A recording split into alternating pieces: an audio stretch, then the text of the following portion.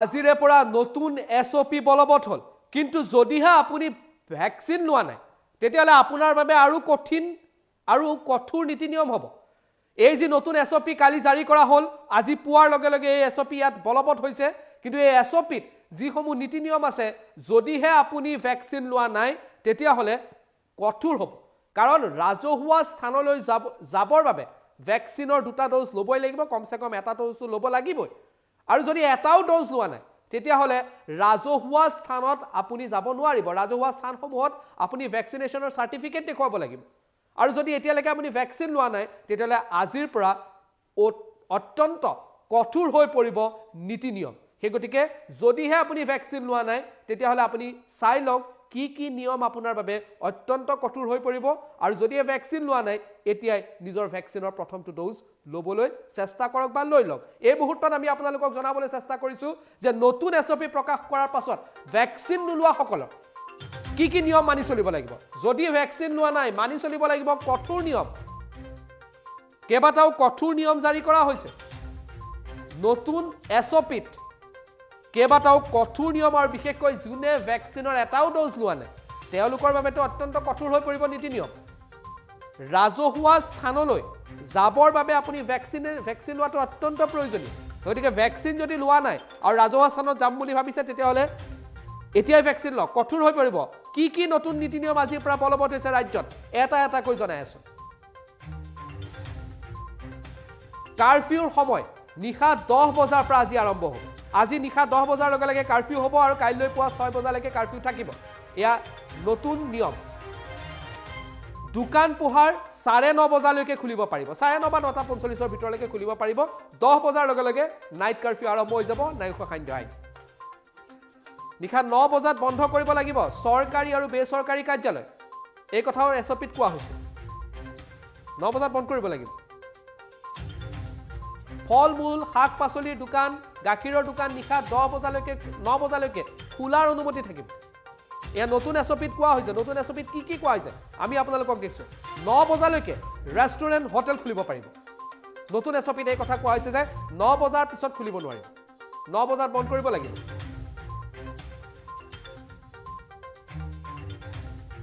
আৰু যেটো taken away থাকে ৰেষ্টুৰেণ্টসমূহ 10 বজালৈকে থাকিব সকলো চৰকাৰী কৰ্মচাৰীয়ে 2 পালি ভ্যাকসিনৰ ডোজ ল'ব লাগিব অৰ্থাৎ ডাবল ভ্যাকসিনেটেড হ'ব লাগিব আপুনি অসমত দ্ৰুতগতিত কোভিড বাঢ়ি গৈছে এই কথা ইতিমধ্যে মুখ্যমন্ত্ৰীয়ে কৈছে কালি এই সংখ্যা 1000তকৈ অধিক হ'ল গৈ আৰু অনাগত দিনত আৰু বৃদ্ধি পাব এসপ্তাহত এটা অঞ্চলত 10 জনতকৈ অধিক লোক যদি হয় সংক্ৰমিত হয় কন্টেইনমেন্ট জোন ঘোষণা কৰা হ'ব 2 পালি ভ্যাকসিন নোলোৱা লোক কাৰ্যালয়ত যাব নোৱাৰিব হেগতিকে শুনক চাই লওক যিসকলে এপালিও ভ্যাকসিন লোৱা নাই তেওঁলোকে কিন্তু কোনো স্থানত যাব নোৱাৰিব 15 জানুৱাৰী পূৰ্বে 2 পালি ভ্যাকসিন লৈ লোৱাটো বাধ্যতামূলক নহলে আপোনালোক কোনো চৰকাৰী কাৰ্যালয় কোনো ৰাজহুৱা প্ৰতিষ্ঠানত আপোনালোক যাব নোৱাৰিব ভ্যাকসিন নোলোৱাকৈ কাৰ্যালয়লৈ আহিলে যিজন মুৰব্বী আছে তেওঁ দুখী হ'ব কিন্তু ইয়াৰ বাবে যদি ভ্যাকসিন নোলোৱাকৈ কোনো কাৰ্যালয়লৈ আহে অসমৰ প্ৰতিটো কোভিডৰ কেছে অমিক্ৰন বুলি ৰাজ্য চৰকাৰে গ্ৰহণ কৰিব জানুৱাৰী 20 তাৰিখৰ পৰা অসমত তৃতীয় ঢৌ আৰু দ্ৰুতগতিত সংক্ৰমণ হ'ব বিগত বৰ্ষতকৈ এইবাৰ বেছি লোক আক্ৰান্ত হ'ব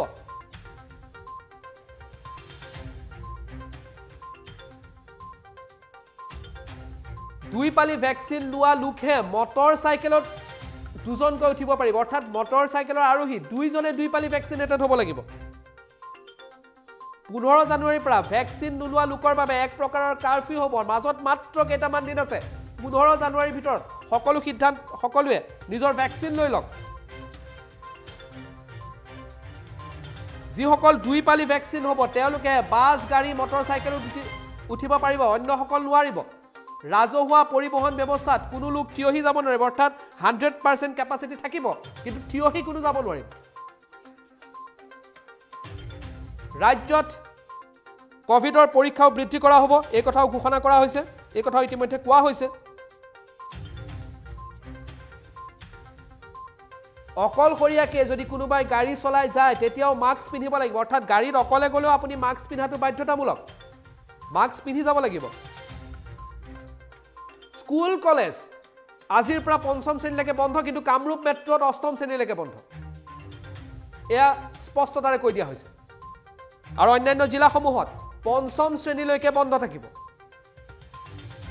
আৰু কামৰূপ মেট্ৰত অষ্টম শ্ৰেণীলৈকে বন্ধ এদিন এৰি এদিন অৰ্থাৎ সপ্তাহত 3 দিনকৈ নৱম দশম আৰু একাদশ শ্ৰেণীৰ পাঠদান কামৰূপ মেট্ৰৰ লগতে সমগ্ৰ ৰাজ্যত হ'ব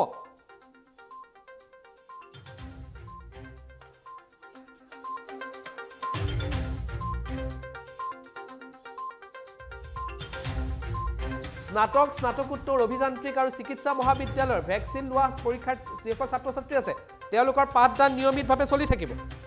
এই কথাও কোৱা হৈছে বন্ধ প্ৰেক্ষাগৃহত 50% লোকৰ উপস্থিতিৰে অনুষ্ঠান হ'ব পাৰিব তাৰ কেপাচিটি যি থাকে তাৰ 50% হ'ব লাগিব বিবাহ অনুষ্ঠানত এপালি ভেকচিন লোৱা লোকৰ সংখ্যা 200তকৈ অধিক হ'ব নোৱাৰিব অৰ্থাৎ এপালি যদি ভেকচিন লোৱা মানুহ আছে তেওঁলোক 200 জন তাত থাকিব পাৰিব তাতকৈ যাব নোৱাৰিব ঐতিহাসিক ধৰ্মীয় অনুষ্ঠানসমূহত এঘণ্টাত 60 জন ডবল ভেকচিনেটেড হ'ব লাগিব এঘণ্টাত 60 জন যাব পাৰিব ধৰ্মীয় অনুষ্ঠানত কিন্তু তেওঁলোক ডবল ভেকচিনেটেড হ'ব লাগিব আৰু অন্যান্য ধৰ্মীয় অনুষ্ঠানত এঘণ্টাত 40 জন কিন্তু ডবল ভেকচিনেটেড মনত ৰাখিব ডবল ভেকচিন হোৱাটো কিমান প্ৰয়োজনীয় অন্ত্যেষ্টিক্ৰিয়াত 100 জনতকৈ অধিক লোক গোট খাব নোৱাৰিব এই কথাও স্পষ্টতাৰে কৈ দিয়া হৈছে নতুন এছঅপি সাপ্তাহিক আৰু দৈনিক বজাৰত 6 ঘণ্টাতকৈ বেছি সময় বহিব নোৱাৰিব অৰ্থাৎ 6 ঘণ্টাহে সাপ্তাহিক বা দৈনিক বজাৰ থাকিব ৰাজহুৱা স্থানত মাস্ক নিপিন্ধিলে জৰিমনা ভৰিব লাগিব গতিকে যদি মাস্ক নাই এতিয়াই মাস্কখিনি ক্ৰয় কৰি লওক যদি আপোনাৰ হাতত মাস্ক নাই ভেকচিন নোলোৱা লোকে কোনো ৰাজহুৱা স্থানত 15 জানুৱাৰীৰ পৰা প্ৰৱেশ কৰিব নোৱাৰিব ডেডলাইন 15 জানুৱাৰী 15 জানুৱাৰী ডবল ভেকচিন লোৱা নললে আপুনি সিনেমা হলত যাব নোৱাৰিব শ্বপিং মলত যাব নোৱাৰিব কোনো ৰাজহুৱা স্থানত যাব নোৱাৰিব ডবল ভেকচিন নোহোৱা সকলে আৰু এটাও ভেকচিনৰ ড'জ নোলোৱা সকলে 15 জানুৱাৰীৰ পৰা সম্পূৰ্ণৰূপে আপোনালোকৰ কাৰণে কাৰফিউ বুলিয়ে ধৰি লওক আৰু এনে নিয়ম ভংগ কৰিলে সিনেমা হল বা শ্বপিং মলৰ মালিকে 25,000 টকা ভৰিব লাগিব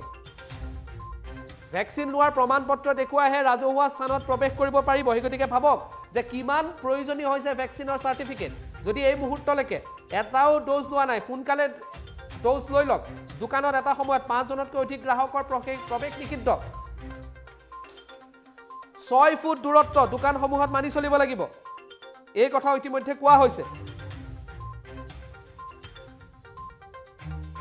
2 পালি ভেকচিন ললে বিমানবন্দৰত পৰীক্ষা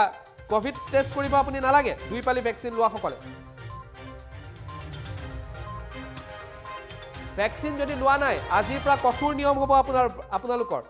গতিকে 15 জানুৱাৰীৰ ভিতৰত ভেকচিনৰ প্ৰথমটো ড'জ লৈ লওক যিসকলে এটাও ড'জ লোৱা নাই নতুন এছঅপি ইতিমধ্যে জাৰি কৰি দিয়া হৈছে আৰু এই এছঅপিত কেইবাটাও নতুন কথা কোৱা হৈছে আৰু যিসকল এটাও ভেকচিন লোৱা নাই তেওঁলোকৰ বাবে কঠিন হৈ পৰিব 15 জানুৱাৰীৰ পিছত সাধাৰণ জীৱন কাৰণ 15 জানুৱাৰীৰ পিছত কোনো ৰাজহুৱা স্থানত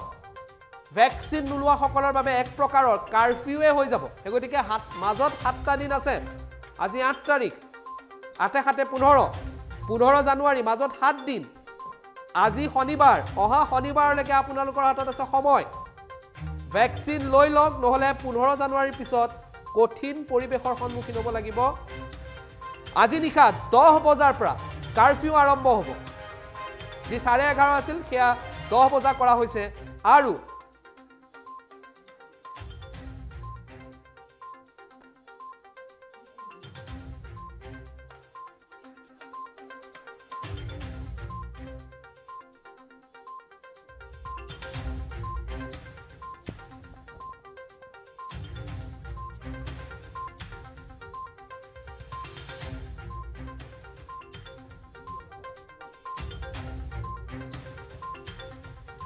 এই তথ্যখিনি এই মুহূৰ্তত আমি আপোনালোকক দি আছো